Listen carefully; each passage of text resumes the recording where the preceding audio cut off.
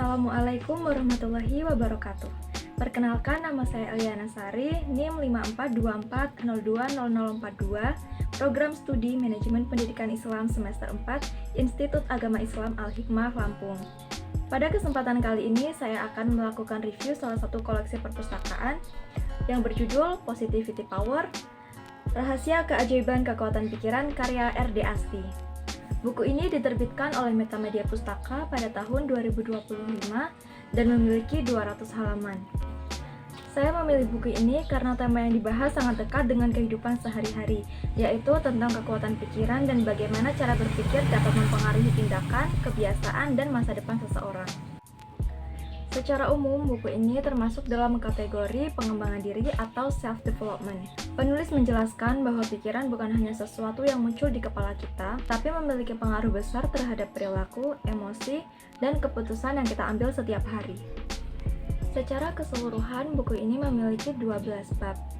Beberapa bab favorit saya diantaranya yaitu bab pertama yang berjudul Ramuan Kuno Pengubah Pikiran.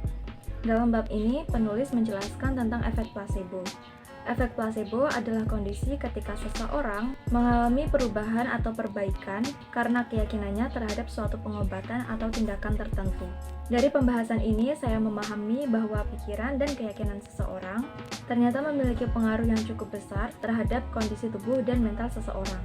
Bab favorit saya yang selanjutnya yaitu berjudul Mencipta atau Menghancurkan. Penulis menjelaskan bahwa pikiran bisa menjadi alat untuk membangun kehidupan yang lebih baik, tetapi juga bisa menjadi penyebab kegagalan jika dipenuhi oleh pikiran negatif. Ketika seseorang berpikir bahwa dirinya tidak mampu, maka tanpa disadari ia akan bertindak seperti keyakinannya tersebut. Sebaliknya, jika seseorang berpikir ia bisa berkembang, maka ia akan lebih berani untuk mencoba dan belajar. Bab yang selanjutnya yaitu ucapan adalah doa. Penulis menekankan pentingnya menjaga ucapan. Kata-kata yang kita ucapkan kepada diri sendiri maupun kepada orang lain memiliki dampak yang sangat besar. Saya sangat setuju dengan pendapat ini karena ucapan positif dapat meningkatkan semangat, sedangkan ucapan negatif seringkali membuat seseorang kehilangan motivasi. Bab favorit saya yang selanjutnya berjudul Kuliah Terakhir.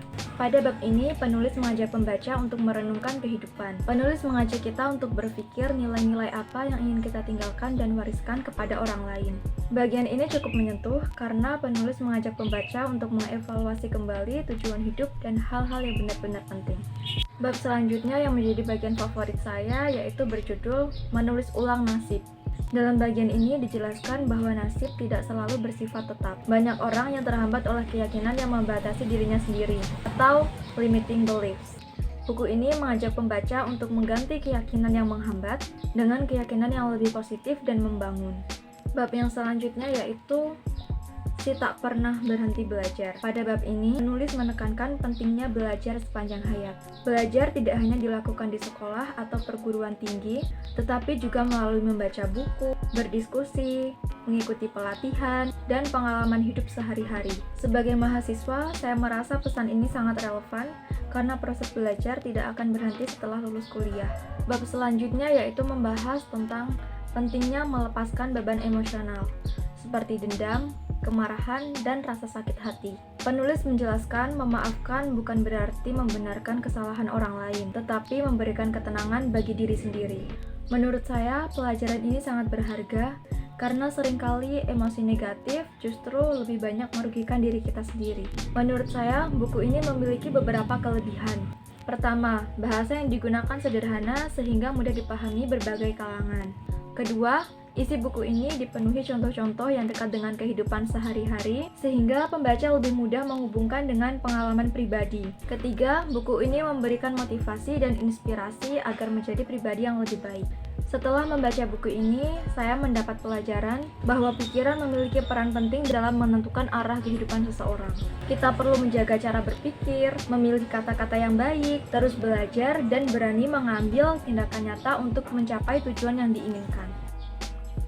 Sebagai kesimpulan, saya merekomendasikan buku Positivity Power, Rahasia Keajaiban Kekuatan Pikiran kepada mahasiswa dan masyarakat umum yang ingin meningkatkan motivasi diri, membangun pola pikir positif, dan mengembangkan potensi yang dimiliki. Buku ini memberikan banyak pelajaran yang dapat diterapkan dalam kehidupan sehari-hari dan menjadi sumber inspirasi untuk menjadi pribadi yang lebih baik. Sekian review buku yang dapat saya sampaikan. Terima kasih atas perhatiannya. Wassalamualaikum warahmatullahi wabarakatuh.